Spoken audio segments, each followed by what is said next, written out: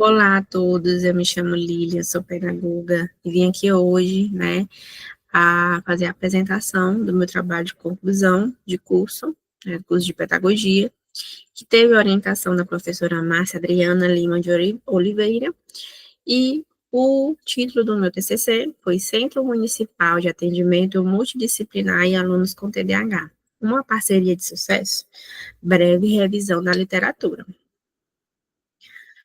O trabalho, ele foi organizado da seguinte maneira: introdução, metodologia da pesquisa, fundamentação teórica, os resultados de discussões, considerações finais e as referências. A introdução, vamos iniciar falando um pouco sobre o que é o TDAH, que é uma causa mais frequente de busca de atendimentos, em serviços de saúde mental para crianças e adolescentes. O TDAH, que é o transtorno de déficit de atenção e hiperatividade, ele tem esses sintomas persistentes de desatenção, hiperatividade, impulsividade, que começam, desde a infância e vai ao longo da vida, durante o estágio de desenvolvimento do indivíduo. Então, assim, dentro da revisão do Polanski, ele fala que a prevalência do TDAH foi estimada em 5%, e isso na pesquisa dele em 2008. Então, assim, tem uma heterogeneidade significativa, principalmente em relação ao diagnóstico. Como vocês vão ver lá na frente, o diagnóstico do TDAH, ele é um conjunto, são vários profissionais ali para que se chegue ao diagnóstico. A problemática do trabalho, o problema que fez desencadear essa pesquisa foi os questionamentos, Como essas crianças e adolescentes são diagnosticados com TDAH, Qual é a relação do SEMAN com as escolas e durante todo o diagnóstico e acompanhamento dessas crianças, Utilizamos, pessoal, como ano e turma de pesquisa, para essa pesquisa, os adolescentes, do ensino fundamental 1, certo? Então, assim, a justificativa, como eu já tinha falado anteriormente, é uma das principais causas de busca para atendimento de serviços de saúde mental, de crianças e adolescentes, e tem esses sintomas que são, digamos assim, observados, durante o início, digamos assim, da vida escolar. Então, assim, os primeiros passos, na criança, porque muitas vezes em casa, como ele tem esse sintoma de desatenção, de hiperatividade, ali com a família, ele não vai ser um achado normal, mas a partir do momento que ele vai interagir com outras pessoas que começam na escola, já vai o professor que tiver esse olhar, tem esse olhar voltado, para esses transtornos, vai observar, que ele tem ou desatenção, ou hiperatividade, ou impulsividade. Então, assim, são os primeiros passos, para o diagnóstico. E conhecer essas intervenções, por todos esses profissionais são importantes para direcionar, esse indivíduo, certo? E em relação ao relato pessoal, é que eu tenho um filho com TDAH, então eu acompanho desde sempre, já vai fazer mais de 5 anos, então não é uma luta diária, mas que esse acompanhamento foi e é essencial para a vida dele, porque uma pessoa que tem TDAH, ele não desenvolve esse TDAH ali adulto, Foi desde o início da sua vida, desde a infância, desde que começou a interagir, que ele já tem o TDAH. Então, assim, não é uma coisa que você, peguei quando eu era adulta, não, entendeu? Então, assim, trabalhar com esse indivíduo desde o início, o mais precocemente possível, é importante, lá na vida adulta. O objetivo geral do trabalho foi analisar o contexto acerca do diagnóstico e acompanhamento, dessas instituições de equipe multidisciplinar, escolas públicas de aluno com TDAH, baseado em pesquisa de levantamento bibliográfico. Os específicos foi identificar quais as perspectivas sobre acompanhamento multiprofissional e TDAH no âmbito escolar e seus desafios, verificar a relação da educação inclusiva e o TDAH no espaço escolar na atualidade, identificar os desafios que os professores encontram no diagnóstico ao acompanhamento de alunos com TDAH, de escolas públicas, a partir de artigos, livros, dissertações, teses, textos publicados sobre o tema em questão. A metodologia da pesquisa. O tipo de pesquisa que realizamos foi a bibliográfica e documental, com abordagem qualitativa. A técnica utilizada foi a análise, documental, e utilizamos como palavras-chave, para a busca, os nossos descritores, TDAH, multiprofissional, educação inclusiva, diagnóstico, professor e escola. Em relação ao recorte espacial, não colocamos, não datamos essa pesquisa, porque a maioria dos trabalhos com TDAH é na área da saúde. E aqui a nossa área, é na educação. Então, assim, eu achei também mais ainda importante falar dessa temática dentro da educação, já que tem essa escassez, Então, já é um benefício, para a comunidade, para a sociedade.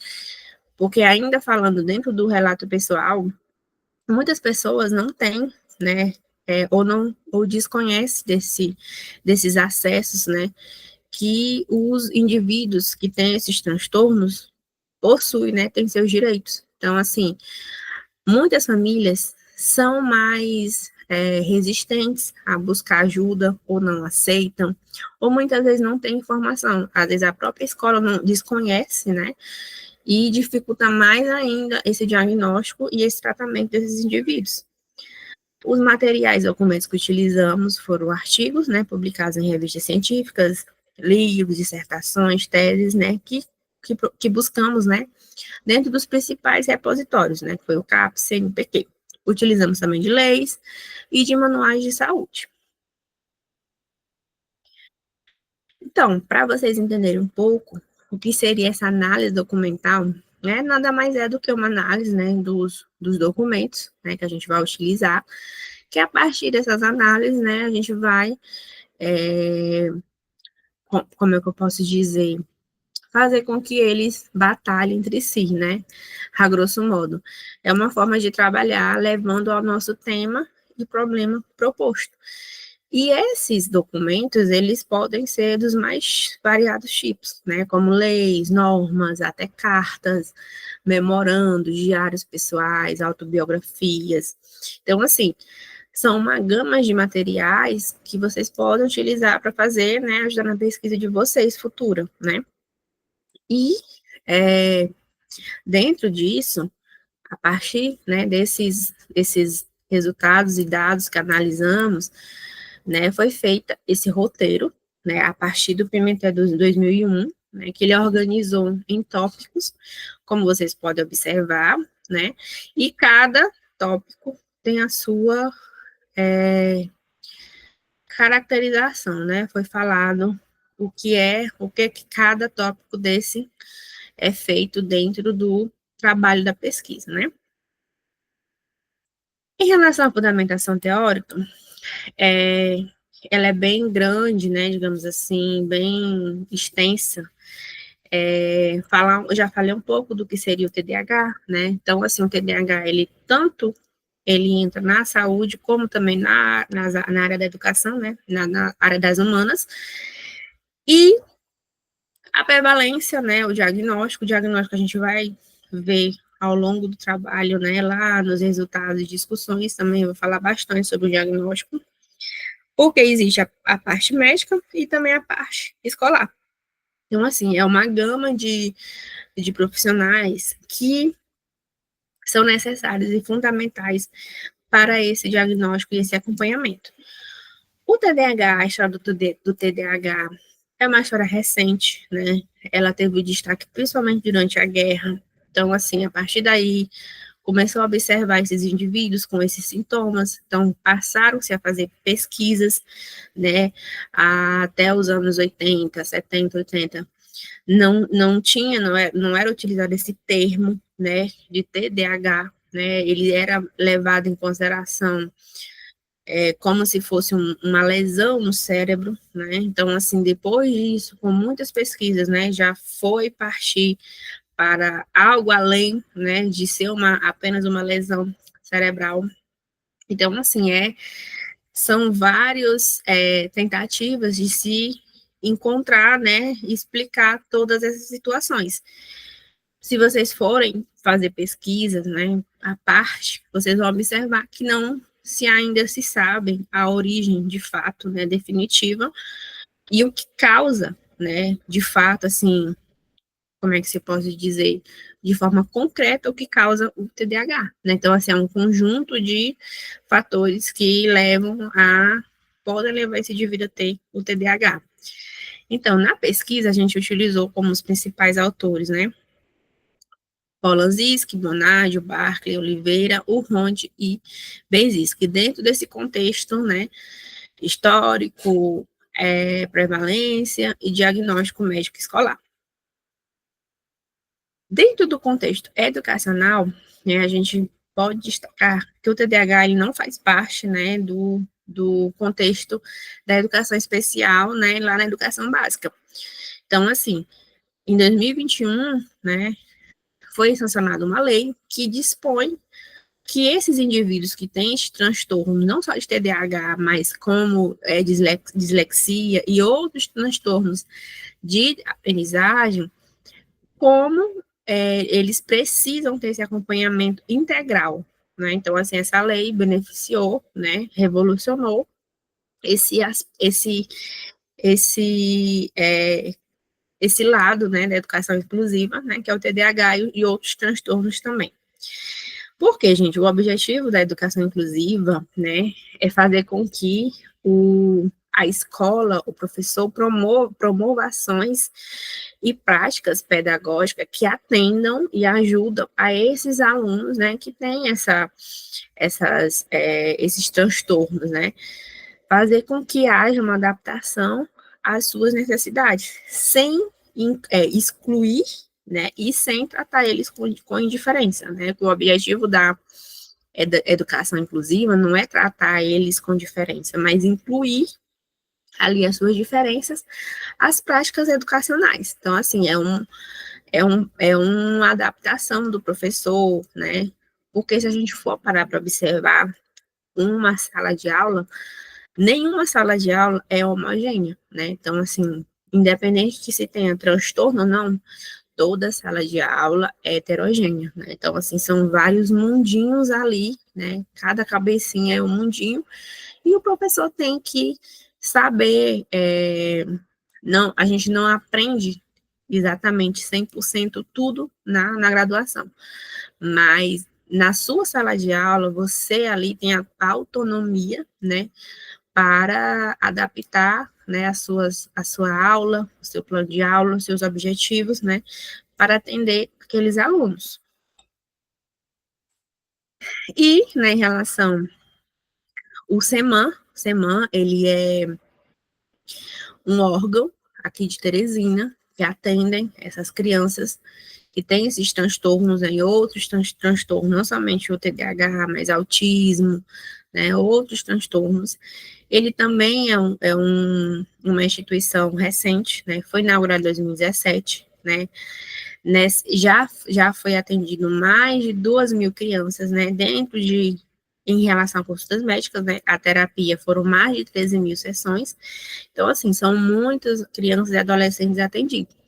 E como vocês podem observar, de acordo com na época, né, a diretora do CEMAN, Daniela Escórcio, ela fala que o trabalho é colaborativo em todos os níveis. Então, assim, é uma rede de parceiros, tanto interno como externo, né, para proporcionar esse serviço a esses indivíduos.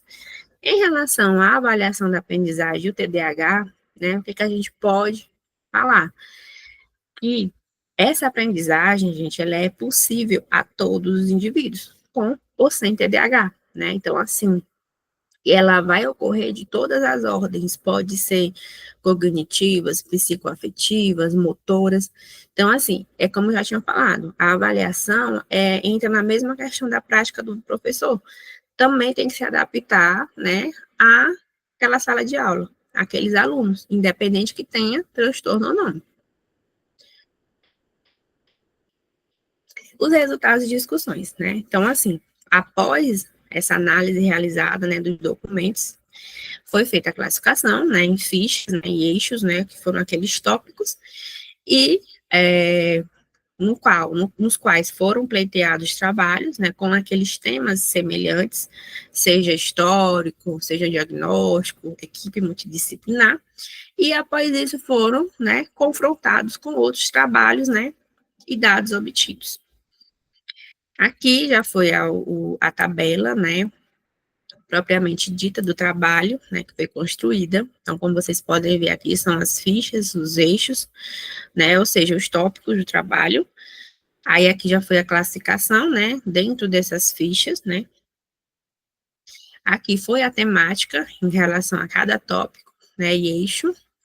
E, por final, né, a análise desses conteúdos, certo? A gente também colocou aqui umas informações importantes, né? Os números de trabalhos publicados e classificados de acordo com os descritores, né? A gente utilizou aqui as bases de dados, né? Revistas científicas, repositório CAPES, e com esses descritores, TDAH e multidisciplinar. Como vocês podem ver, né? Dentro das revistas acadêmicas científicas, o número é bem maior, né? Dentro desses descritores, né, em relação a essa temática, tanto multidisciplinar e TDAH, e já dentro dos repositórios, né, o número é consideravelmente bem menor. Aqui, pessoal, em relação às obras que analisamos, a gente fez essa pequena classificação, né, a gente classificou os títulos e autores e colocamos os objetivos de cada obra, certo? Como uma forma também de auxiliar no fichamento dos trabalhos, né, fazer aquela classificação lá, né, anteriormente, daquela tabela, de roteiro de análise. Então, a gente utilizou também, né, dessa ferramenta para fazer essas análises. Então, pessoal, dentro dos históricos e do conceito do TDAH, aqui eu vou falar rapidamente, tá, para não estender muito, né, mas como já foi até falado um pouco antes, né, falando um pouco da história, né, que quando se percebiam essas crianças com desatenção, com hiperatividade, levam até hoje como uma criança preguiçosa, né, que está procrastinando, mas, na verdade, nessa criança pode ter um transtorno, né, no caso, seria o TDAH.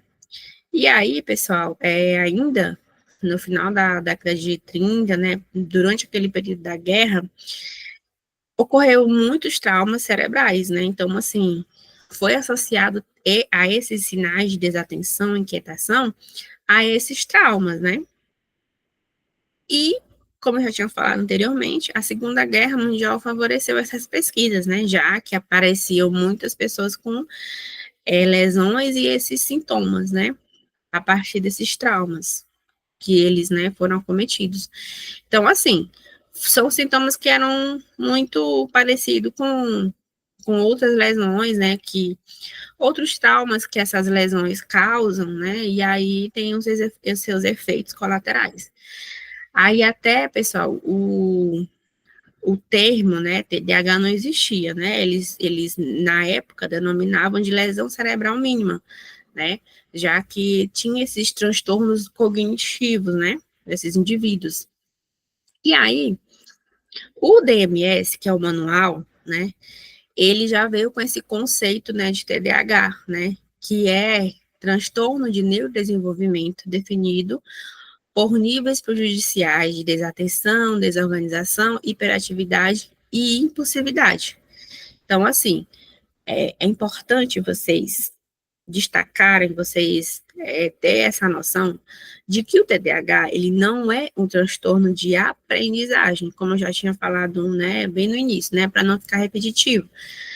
A criança, esses sintomas, eles são percebidos, né, com maior facilidade, com, digamos assim, de forma mais abrangente, no início da vida escolar, né, que é quando o professor, a mãe, né, o responsável vai observar que aquela criança, ela é desatenta, ela é hiperativa, né, ela é inquieta, ou ela é impulsiva. Então, assim, é na época escolar que é observado. Por isso que muitos associam como transtorno de aprendizado, mas não é. Então, assim, então vocês podem ver um transtorno do neurodesenvolvimento, que geram, né, esses sintomas, né? E tem os seus níveis, tem os seus tipos também. E aí, pessoal, em relação à prevalência e diagnóstico, né, cerca de 15 a 20% das crianças desenvolvem algum transtorno mental. Então, assim, no Brasil é estimado de 3 a 6% das crianças, né, de 7 a 14 anos, elas apresentam TDAH. Então, assim, ou seja, é 5% das crianças em vida escolar. Então, gente, o TDAH é um dos diagnósticos mais realizados na atualidade, com alta prevalência e uma alta procura, né, nos ambulatórios para profissionais que, né, possam dar esse diagnóstico. E o TDAH, né, o diagnóstico TDAH, ele não é 100% clínico, é um conjunto, né, não existe um exame específico, nem de sangue, nem de imagem, que vá definir, vá dizer, ó, seu filho, né, o seu marido, a sua mãe tem TDAH. É um, é um trabalho em equipe, literalmente, né. E, né, ele precisa de um acompanhamento, além do diagnóstico. É importante destacar que não basta só dar aquele diagnóstico, precisa que esse indivíduo tenha esse acompanhamento, né? Não é somente com o psiquiatra, né? Vai além, é psicólogo, é pedagogo, é psicopedagogo, né? Neuropediatra. Então, assim, é uma gama de profissionais que vão ali ajudar, né, esse indivíduo a conseguir viver, né, em sociedade.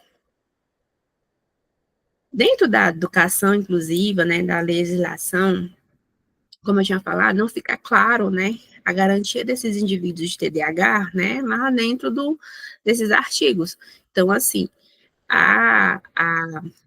dentro da perspectiva de educação inclusiva, destaca apenas os transtornos específicos, não o TDAH. Aí, como eu já tinha falado, né, a lei que beneficiou, né, os indivíduos, né, em 2021, né, os que possuem TDAH ou outros transtornos, né, merecem ter um acompanhamento integral. E a escola, pessoal, ela é primordial, né, tanto na, na adaptação desses alunos, né, na prática do professor em sala de aula, mas também na superação dessas desigualdades, né. É uma construção, cada um ali, né, vai levar um tijolinho ali para construir, né, e superar essas desigualdades, né, para que se construa a cidadania, né, e uma vida digna para esses, né, indivíduos. Então, assim, existe ainda toda uma hierarquia em relação à sala de aula, aos métodos de ensino, que fazem com que esses indivíduos sejam excluídos, né, dessas práticas, já que eles têm, né, esse transtorno, esses sintomas, que atrapalham não só a ele, mas também a própria sala de aula, né. Então, assim, a escola, né, para a aula de 2020, fala que a escola precisa desenvolver modelos de aprendizagem voltado para potencializar esses alunos, né. Então, assim, é importante que o professor tenha essa preparação. Muitas vezes a gente existe também a questão durante a própria graduação, né? A gente acaba não tendo a disciplina completa, ou não é abordado durante a graduação, mas como professor, como pedagogo, é importante buscar, né, se atualizar sobre esses transtornos, porque se você observar, são diários, né? Toda sala de aula, todo meio escolar vai existir indivíduos não somente com TDAH, né, mas outros transtornos, outros problemas, né, de saúde, desde autismo, pessoas com deficiência mental, deficiência física. Então, assim, cabe ao professor buscar se atualizar, né? É até mesmo uma questão de uma responsabilidade, né? Porque o professor tá ali, ele vai lidar com crianças, né? Vai lidar com indivíduos de várias formas, de vários lugares, de várias cabecinhas ali, pensantes. Então, o professor, ele tem que não é se preparar para tudo, mas também ter esse preparo emocional, né, de saber lidar com essas pessoas, né, com essa prática. E a escola, ela tem um papel também fundamental. Não adianta ela colocar o professor para fazer uma especialização, fazer um curso de preparação e não preparar a sala de aula, não adaptar a sala de aula, não levar os recursos para esses professores, né? Porque uma sala de aula que tem alunos com alguma deficiência, eles precisam de um auxiliar, né? Não sozinho ninguém consegue, então precisa de uma gama de profissionais ali. E Amaral, 2013, né, dando continuidade, ele fez uma pesquisa com 19 professores, né, em relação ao TDAH na sala de aula, fez um questionário, né, e ele constatou que muitos profissionais não são preparados para esses alunos que apresentam o diagnóstico TDAH, né? Então, assim, o que dificulta muito, né, ajudar esses alunos é daí, né? O professor não consegue nem detectar os mínimos sinais possíveis. Não é uma obrigatoriedade ele saber diagnosticar, mas se ele perceber que aquele indivíduo tem algum sintoma, né, que faz com que ele perca ali no processo de aprendizagem, é importante ele, né, falar com a escola, falar com os pais, né, dizer, ó, seu filho, ele apresenta esse sintoma, apresenta esse comportamento, então a gente percebe que ele está ficando se atrasando, ele tem uma dificuldade, então, assim, é importante o professor ter esse olhar, né? Não é uma obrigatoriedade ele aprender ali, de fato, 100% o diagnóstico, porque, como eu já falei, o diagnóstico, ele é em equipe. Então, assim, os professores precisam de uma formação adequada que contemple a inclusão. Quando a gente fala em inclusão, pessoal, não é somente uma questão de incluir as crianças que têm algum transtorno, que têm alguma deficiência, mas a sala de aula é heterogênea. Então, assim, incluir é no sentido geral, não apenas nessa questão de saúde, é no geral. Então, assim, essa formação que contempla a inclusão é geral, né? Então, é importante destacar isso. E, né, Maya Comfort fala que durante a graduação, o professor deveria, né, ter uma disciplina que tratasse dessas deficiências e transtornos, e na identificação, né, ou seja, observar que esse é um comportamento típico, né, que a gente vai observar em um aluno, para que ele conheça os comportamentos atípicos, né, então, assim, é importante essa diferença. Aqui dentro desses centros multidisciplinar, né, é uma pesquisa realizada por Oliveira, ele viu, né, observou que a equipe pedagógica, quando em contato com a equipe multidisciplinar, né, faz com que haja uma construção, né, e um elo entre a escola, né, e esses profissionais, que trazem benefícios, né, diversos, tanto para o indivíduo, né, para o aluno, como também para a família. E assim, né, mostro, né, como destaque o papel do SEMAN, né, que é justamente fazer com que essas crianças desenvolvam da melhor forma possível essas habilidades, né, porque quando a gente trata o TDAH, não é somente tratar o indivíduo para ele aprender, né, na escola, mas vai além, o sociável, o emocional. Então, assim, esses indivíduos, ele tem uma vida sociável, tem uma vida familiar, e o TDAH muitas vezes atrapalha. Então, essa equipe, né, esse desenvolvimento, eles fazem com que ajudem em todos os aspectos, em todos os âmbitos, né, da vida daquele indivíduo. E as considerações finais, né, o TDAH, ele ainda continua sendo um dos transtornos que mais se busca, né, acompanhamento multidisciplinar, né, em crianças, acerca do contexto do diagnóstico e acompanhamento de instituições multidisciplinares e escolar, né, Existe a legislação, projetos pedagógicos, né, políticas públicas, né, que possam assegurar e garantir o acompanhamento direcionado para essas crianças com TDAH. Então, assim, a falta de informação, né, faz com que ainda, né, esses problemas estejam longe de ser resolvidos. Então, assim, para a escola e os professores, né, são muitos desafios, né, para atender essa diversidade, né, e essa sala de aula heterogênea. Mas que é importante que o papel do professor, né, seja tão importante como a equipe multidisciplinar durante esse percurso. E a educação inclusiva, né, está em evolução, né, mas é um importante aliado, né, para os indivíduos que têm TDAH, né, para que haja de fato essa inclusão e não somente leis, né, que assegure, mas que vai além, né, de acompanhar mais também no diagnóstico desses indivíduos, né, estabelecer políticas e práticas escolares realmente que tenham efeito durante a vida toda desses indivíduos. E o papel do professor, né, remete um desafio ainda maior, porque ele é um dos principais aliados, né, como eu já tinha falado anteriormente. Então, pesquisar sobre o TDAH só confirma que o desafio da escola do professor ainda, né, vai além, né, dali do diagnóstico, mas ele também são essas chaves importantes, assim como a família, né, para que esses indivíduos tenham uma vida feliz e saudável. Aqui são as referências, né? Aqui nos apêndices eu coloquei o roteiro das análises, né? Como aquele roteiro que eu adaptei ao meu trabalho, certo? E espero que tenham gostado.